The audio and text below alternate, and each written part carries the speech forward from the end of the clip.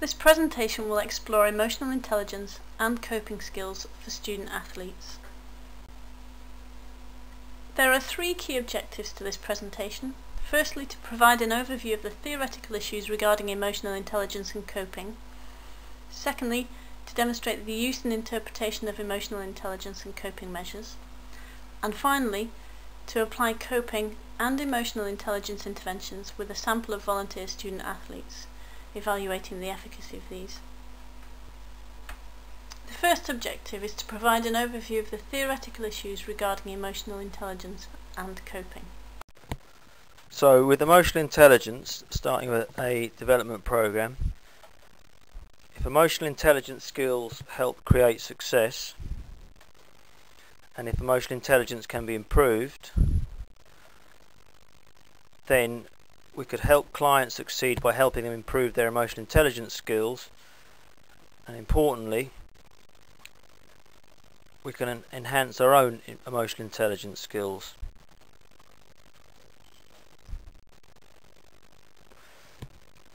Now, emotional intelligence has been defined as many things, and the debate in the literature is quite wide-reaching as to how the concept is defined. We picked a definition by Salovey and Mayo, which is commonly used, and it talks about the ability to monitor one's own and others' feelings, to discriminate them, and to use this information to guide thinking and actions. So it's the idea that it's the ability to be aware of your emotions, to perceive those emotions that you're experiencing and the emotions other people are experiencing, and the ability to use them to inform your behaviour and your thoughts. And those two concepts are fairly central to the notion of emotional intelligence. Emotional intelligence in self and others. So self, what are my emotions? Others, how are other people feeling? And the interesting part of emotional intelligence is the interaction between how you're feeling and how others are feeling. Now, we know that individuals have the best access to how they're feeling, and they make guesses of how other people are feeling. But how do your feelings affect others' emotions? And if you turn up in display a certain set of emotions, does that change the emotions of others? Equally, how do your beliefs about others' emotions affect your feelings? So if you feel people are very favourable towards you, does that put you in a positive emotional state? If you feel people are very negative towards you or displaying negative emotions for that situation, does that affect your emotions in a downward direction? And I think if you introspect about how your feelings relate to others' feelings and how others' feelings relate to yours, you'll be able to see some linkage between the emotional intelligence in self and others' relationships. So we start taking a look at some of the research evidence which has looked at emotional intelligence and successful performance. And those of you who have knowledge of emotional intelligence from the popular press would see that it is portrayed as this variable which explains everything and anything. Well, meta-analysis, which is a powerful tool of summarising the literature, has suggested that emotional intelligence is linked with two main areas of behaviour. One is related with health-related behaviours, and that emotionally intelligent people tend to make better decisions around lifestyle choices which will improve their health, such as they're better at refusing cigarettes, better at avoiding alcohol, and with some preliminary evidence that emotionally intelligent people are better at using exercise to regulate their mood. More of the research has looked at, in business settings, in performance variables, a whole variety of different performance variables to do with performance on the job in industry, to some peripheral research in sport, which has looked at various different ways of looking at sport performance. But the general trend is that emotional intelligence tends to link with good health decisions and performance. Now, in a recent review, emotional intelligence was proposed to be a key variable for practitioners, and part of the reason for that is that sport is in a very emotional domain, and the ability to control your emotional states and how your emotional states affect others and how others' emotional states and the emotional states of others affect you is clearly key to coach-athlete relationships, to lecturer-student relationships, and a whole variety of different settings which you could put into context from your own experiences. We'll just look at some of the emotional intelligence research that is being conducted by our group at the University of Wolverhampton. The first stage of our research was to look at the validity of an emotional intelligence scale, and we'll see later that there's quite a controversy about what the best measure is to use. But what we've done is looked at a detailed analysis of the emotional intelligence scale by Schutte proposing a valid scale for use in sport. So there is some indication that the EIS is valid for use in sport. We've looked at emotional intelligence and optimal and dysfunctional mood states, with the idea that those athletes who have a good perception of their ability to be able to monitor and regulate and use emotions can get themselves into the optimal mood states for successful performance. We've looked at emotional intelligence and coping interventions. We've looked at the stability of emotional intelligence, and that is a key issue for intervention-based work, because we need to know the extent to which emotional intelligence is subject to change. We looked at emotional intelligence and psychological skills. Whereas emotional intelligence is a relatively general concept which applies to everyday behaviour, and psychological skills are more focused towards sport. And what we've found is that these two seemingly disparate concepts are actually quite strongly related. In other words, those athletes that use psychological skills tend to score high on the emotional intelligence scale, or equally, athletes who are emotionally intelligent tend to use psychological skills. The direction of that relationship is unclear. And we've also looked at the relationship between emotional intelligence and mental toughness, with a similarly positive relationship, in that mentally tough athletes also report being emotionally intelligent and vice versa.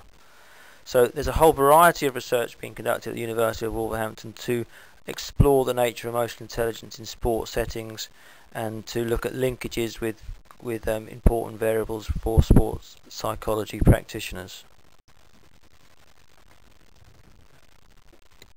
Okay, so we'll take a look at coping now.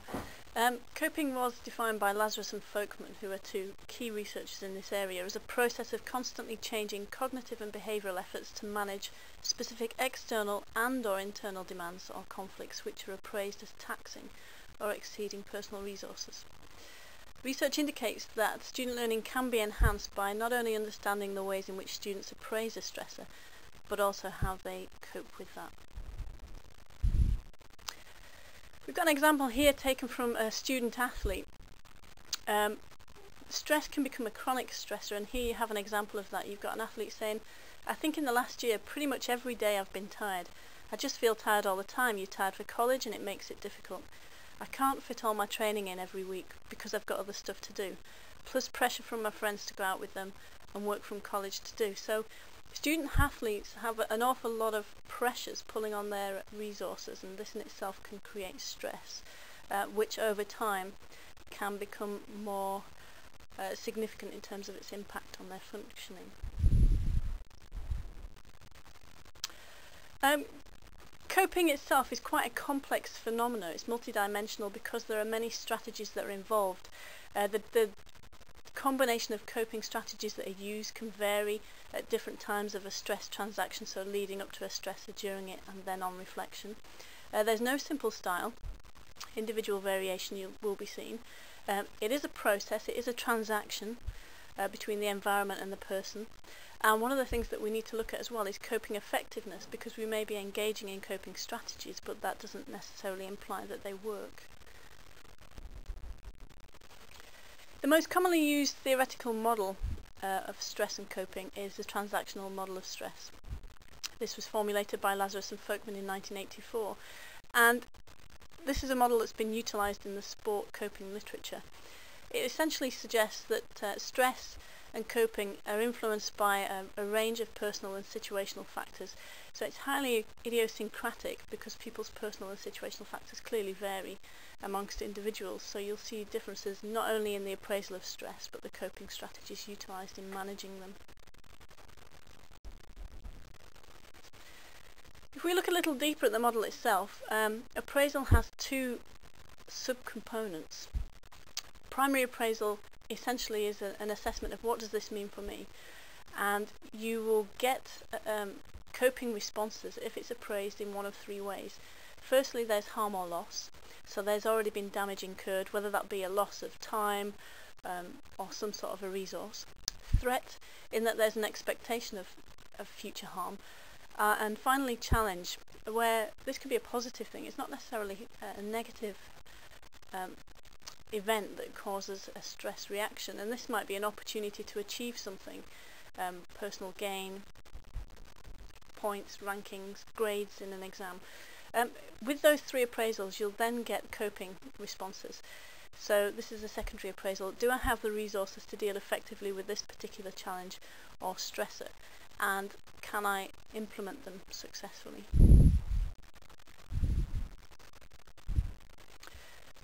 Again, at the University of Wolverhampton, we've been completing some research looking at coping and student performance, and in this particular study we used the modified coping inventory to explore the relationship between coping and self-efficacy, and we were interested in the implications of that for student performance.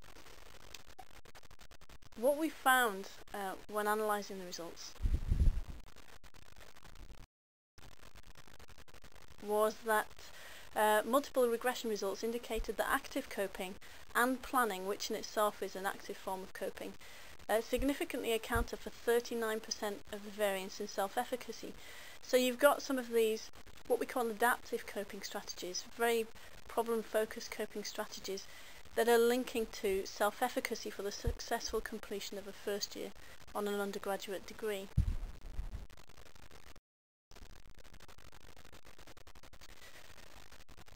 On further analysis, we then found that the self-efficacy scores taken at the start of a course could correctly classify 81.3% of students that withdrew.